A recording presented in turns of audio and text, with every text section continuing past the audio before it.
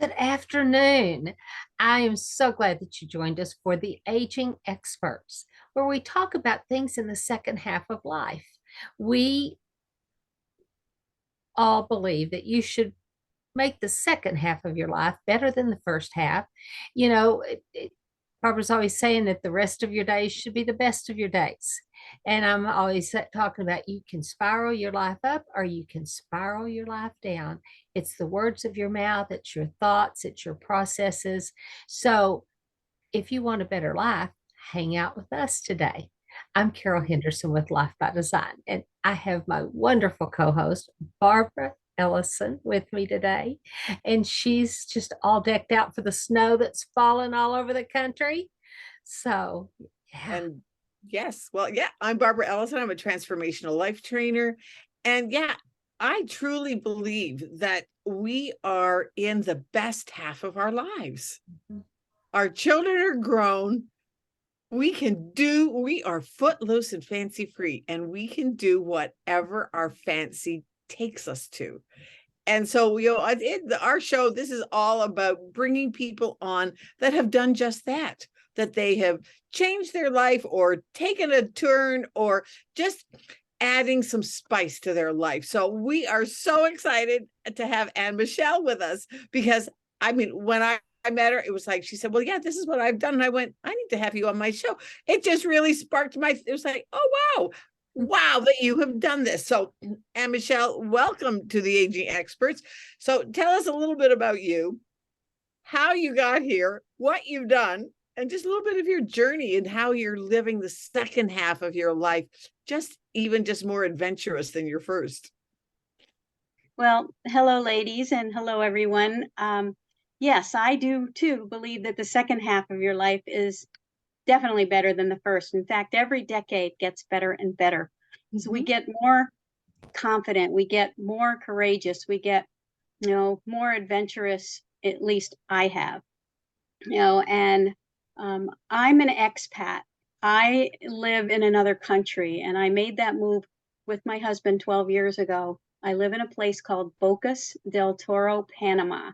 And what you might not have even heard of that, but it is a group of islands that is off the coast of Panama in the Caribbean. Since I had a dream since I was 18 years old that I wanted to live in a house over the ocean, it took me many years and many businesses and savings and all kinds of adventures to get there. But for the last 12 years, we have lived in a house that we built over the ocean in the Caribbean, and we love it. So that's pretty exciting. I know most people might not be that adventurous, but it's certainly possible. Yeah, when we first had our conversation, I said, well, what prompted you to do that? And she said, well, you know what, it came to me that I can do something, I can do whatever I want. But you had some businesses along the way. So tell us about your journey a little bit. Well, I was I don't know, I grew up in upstate New York, normal middle class kid. I had a brother and two sisters. I was a middle child, didn't really know what I wanted, but I was always wanted to travel. Yeah. So as soon as I got out of college, that's what instead of getting a job, I traveled with my then boyfriend. We ended up in Colorado and broke up. That's where I met my husband and had two children. And then, of course, I settled down for a little bit and raised the kids. And that's when and actually I was a stay-at-home mom for the first 10 years that after the children were born. I had two boys. And then, I got a divorce and I had to fend for myself because my ex-husband turned out to be a kind of a deadbeat dad and didn't do much for the kids. So that's when I started my entrepreneurial journey, and I started with any skills that I had since I really hadn't had a job in 10 years, and I just got a job doing anything that I could. And I got a job as an assistant in a restaurant, worked my way up to manager after that, I managed restaurants for a while and said, no, I got to do my own thing. And I started the catering service that I had mentioned. So I did that for a while. And I had my catering service was like a theme party. I would do events with themes, like Mexican night or Thai night, things like that. And it was successful. Only I had to work nights, weekends, and holidays. And so it took me away from the kids, and I was already a single mom. So I said, okay, I need to do something else that's going to allow me to go to my kids' PTA meetings, that's going to allow me to have a more flexible life and still produce income and still have fun. And I had two girlfriends that were hairdressers, and they'd been hairdressers since right out of high school. And I was here like 30 something. And they looked like they were having flexibility, having fun, traveling during their vacations and all kinds of things. So while I was catering, I put myself through beauty school and I got my hair license. And people warned me against it because they said, oh, there's 50,000 hairdressers in Boulder. We were living in Boulder, Colorado.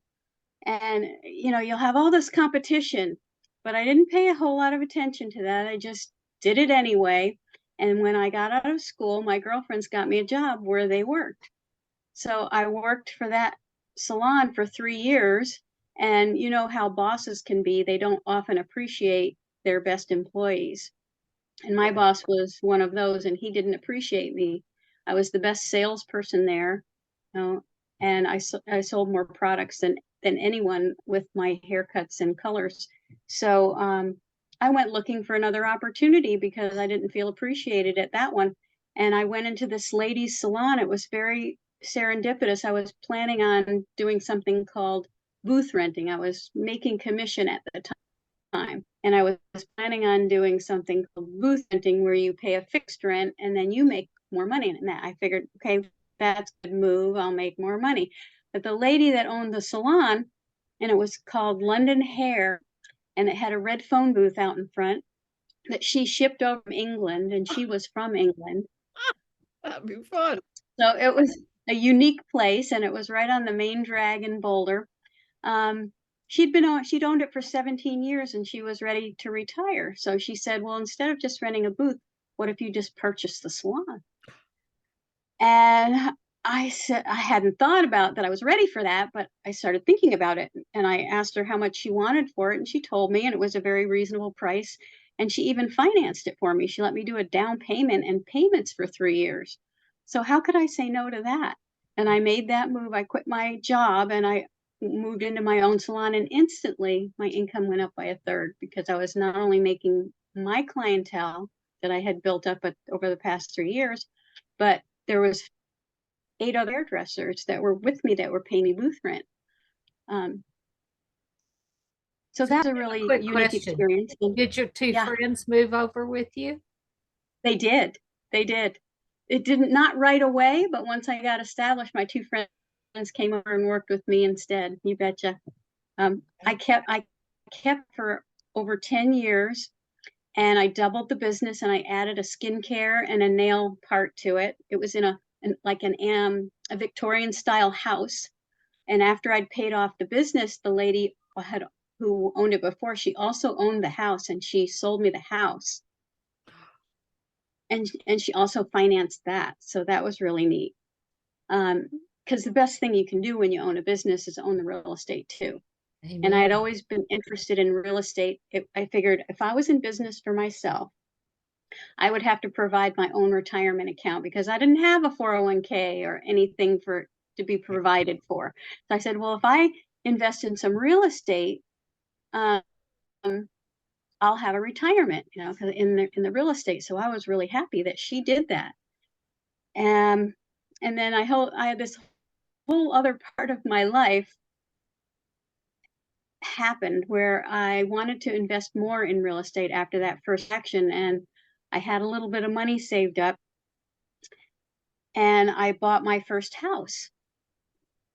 To the house that you bought as a business. In addition to the business house, I bought my first house to live in that it really didn't have enough money for the down payment, but because I was making good income I could qualify for the loan. So I asked my sister, who was a veterinarian and making a lot of money, if she would loan me the down payment. And she said yes. So she loaned me the down payment. I bought the house and moved in, and it was a fixer-upper. It was on the edge of the city, and it had floors that you could skateboard on. It was rippled on, the floors had buckled. But it was on an acre of land, and I had done my research, and if you annexed that acre of land to the city, you could divide it into 4 lots.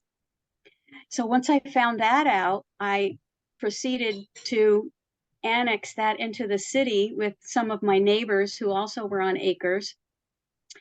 And then I divided it into 4 lots, and I sold the other 3 lots, paid my sister back, and fixed up the house to live in.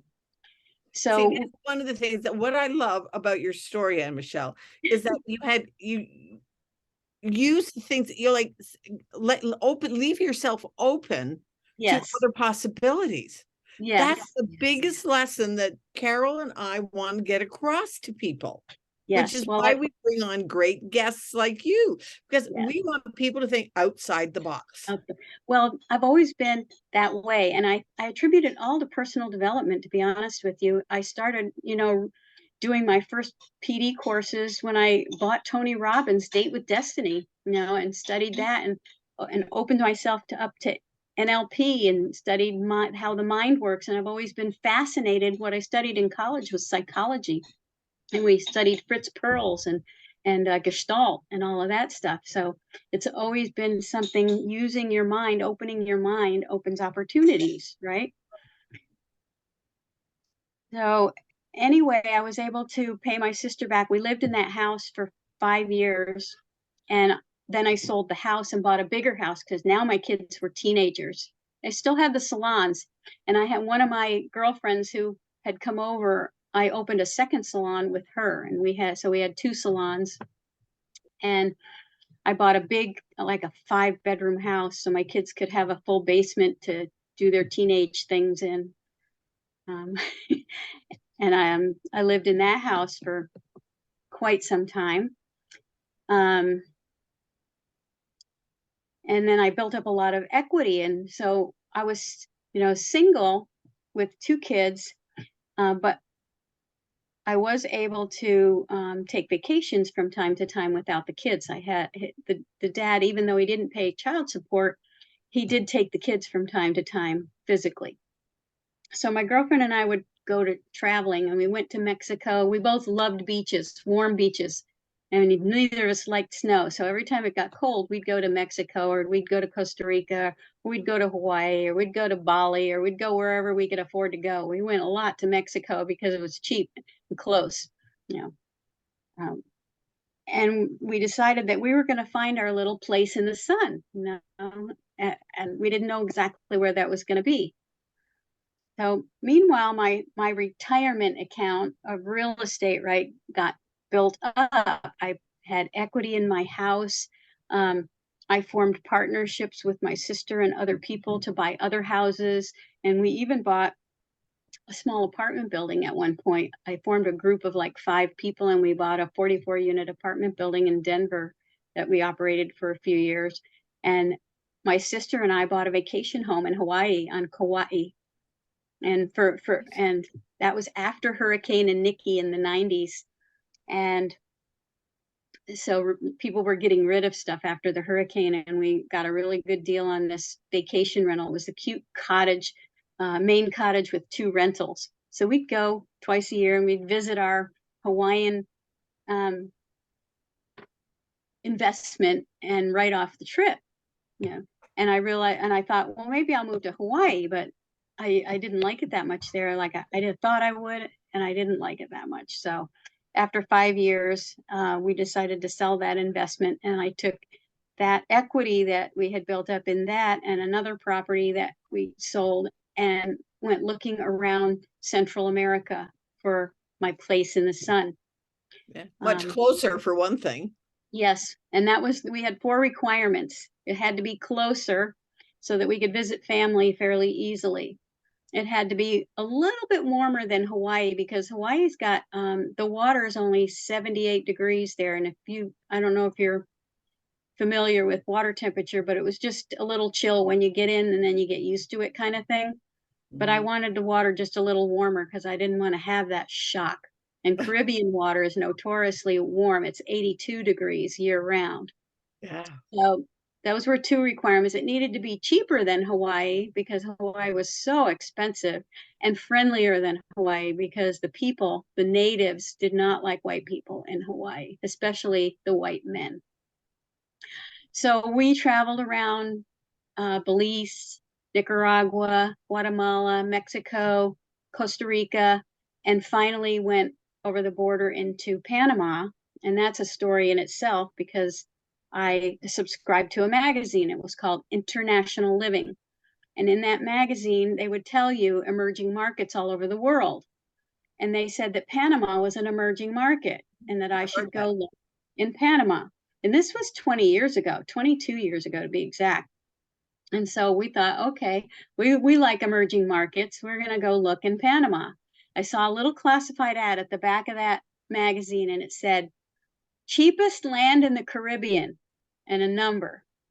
I called the number, talked to the guy, and that guy convinced us we should come and see Bocas del Toro. So we did. Donna and I went for 4 days to Bocas del Toro, and we got off the plane and looked around, and she immediately said, I could live here. It took me a little bit longer wandering around the town, meeting the people, looking at the land and stuff. But by the time the 4 days was up, we each had bought a piece of land. And then we flew back and went back to our hairdressing jobs, right? Yeah. A year later, we came down again because now we're committed to visiting Bocas del Toro on a regular basis to, take care of our purchase. The second trip down, we're walking down the street, and Donna had to go in a store and get something. She needed allergy medicine or something. I don't know what it was. And I didn't want to go in the store because it was air conditioned, and I wanted to wait outside for her on the street corner. So I did. And a guy comes walking down the street, and he says, do you know anywhere in this town I can sell a house? Well, my ears perked up. And I said, well, where is this house? Right? And he points kind of over towards the ocean. And I said, well, just wait for my girlfriend to come out. And when she comes out, we'll go. We might know somebody that might want to buy it. And so she came out. I filled her in. We walk over the 2 blocks, and there's this city lot in the town of Bocas with a crumbling down cement house on it. But it's right on the ocean with 2 palm trees in the front yard.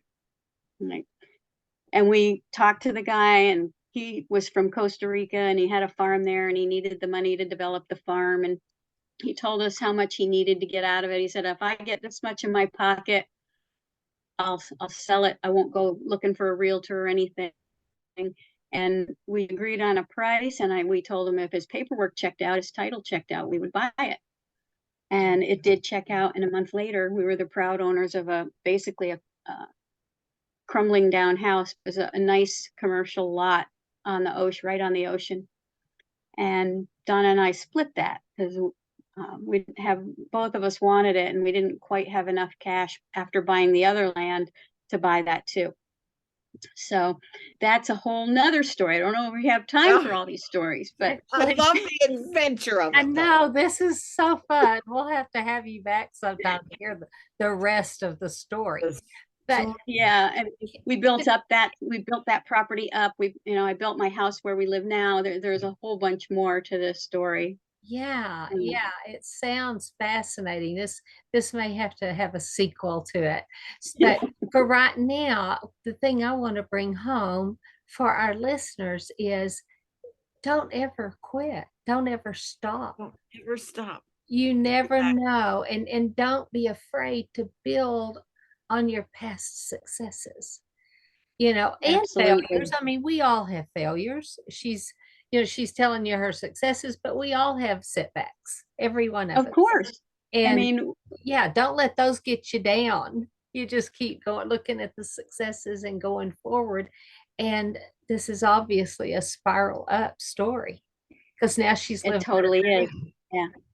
I mean, I thought I was going to retire at 55 because I had saved up enough money to retire in 2008. Well, you know what happened in 2008, right? Everything crashed and most of my money was in real estate. So half my retirement, more than half of it, just went away, and I couldn't really retire anymore, but I could move to another country where it was cheaper to live. Yeah. And recreate my life and work a little longer to build it back up. And that's exactly what I did. So do you Because we still have moved any full-time. real estate in the States? Excuse me? Do you still have any of your real estate in the States, or have you divested of I all? sold my last condo in 2021. I just sold the last thing I owned in the States, and now all the real estate is here in Bocas. Cool, cool. Wow. Any last thoughts, Barbara? But I still have Yeah. family This is in Colorado. hear the adventure. Yeah, I still have family in Colorado. My 2 sons live there. My 2 grandkids are there. My brother is there, and I go visit them every year, only in the summer when there's no snow. Yeah, well, it's in the 30s here, so yeah. I know. Yeah, Yeah, well, I'm in my dress. You know, it's 80 here. Well, yeah, it's already. In fact, we had snow before Barbara did. Barbara's in Chicago, and I'm in Texas, so we had snow before she did. But it's cold where you are too. Yeah.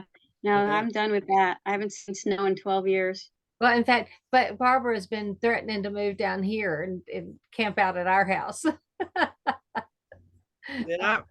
Yeah. So, anyways, and Michelle, this was wonderful. Thank you so much. And just be open to possibilities. Yeah. That's the biggest thing. Just because your age is going up doesn't mean that you can't still have adventures and to live a full life.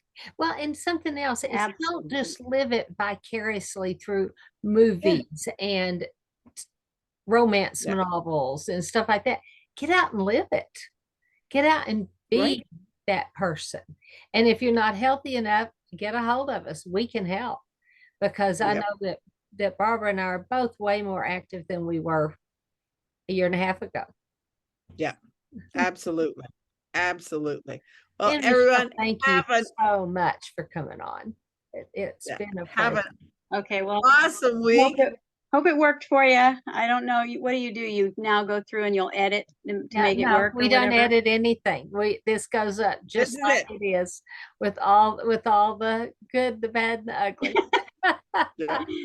Because that's right. That's life. Yeah, it is. Life. It's life. And you know, we tape this show. Our other shows, we do stuff live, but we tape this show because of getting schedules together.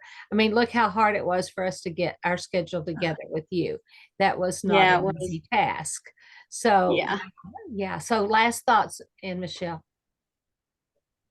Last thoughts. Oh, live your life to the fullest. Don't wait. You know, there's so much out there for you. Yeah. Okay. Bye, everybody. Have a good one. Bye, everybody. Bye.